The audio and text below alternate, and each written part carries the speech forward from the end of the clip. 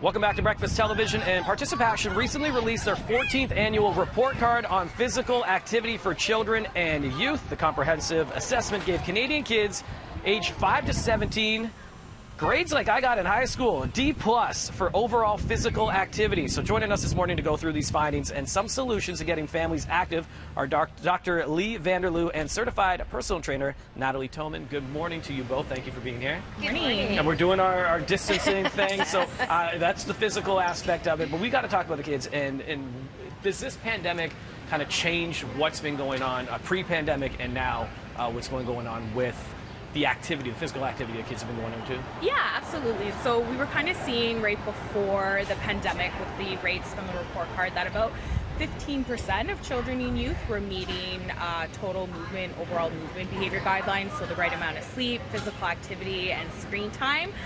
But once COVID hit and all the various social distancing parameters were put into effect, we saw those numbers drop to just under 3%.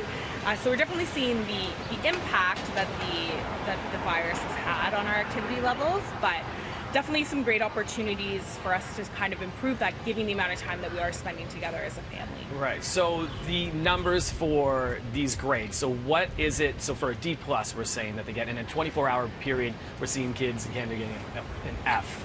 I'm too familiar with that grade. So what is it that's actually happening? What are they not doing or accomplishing to get the better grades?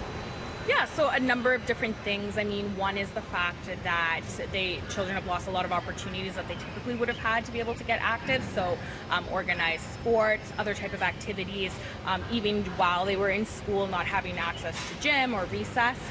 And then, of course, with all these different parameters and being asked to stay indoors, we're just naturally spending a bit more time being sedentary in front of screens, how we're doing our schoolwork, and even communicating with friends and family.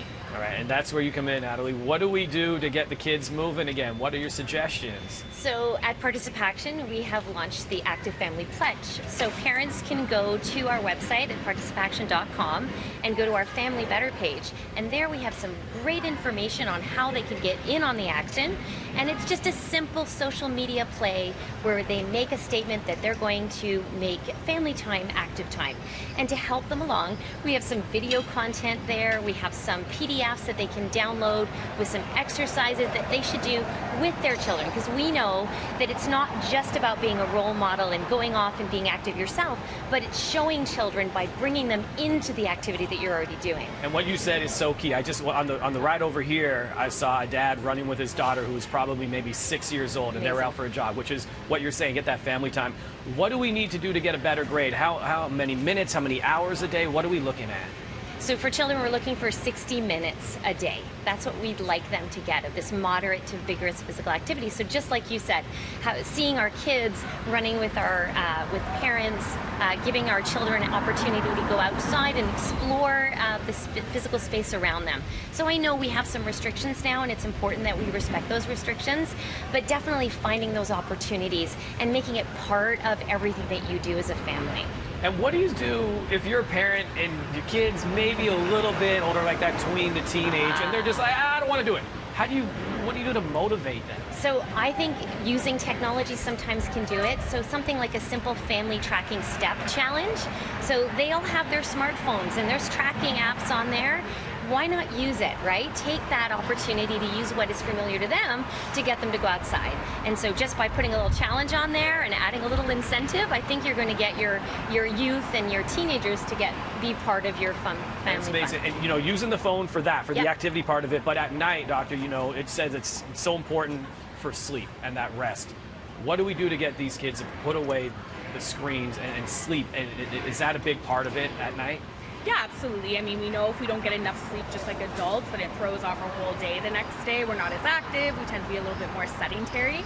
And so right now, I think, you know, we have more opportunities to be active outdoors. That's going to play a huge role in the quality of sleep that we get at night. I think it's important for parents to try to set guidelines or not restrictions, but kind of, you know, consistent bedtimes and wake times every day. And if they see their parents, you know, putting away the screens, avoiding having screens in the bedroom, that's going to play a really positive role as well. That's good. So no screens at nighttime, but use them during the day. Hashtag Family Challenge Pledge is what We want them all to get out there, get active, and do that. ParticipACTION.com is where you can get more information. Natalie and Dr. Leigh Vanderloo, thank you so much for joining us this morning. We'll be back with more BT after this. Gotta get active. I found out. Thank you.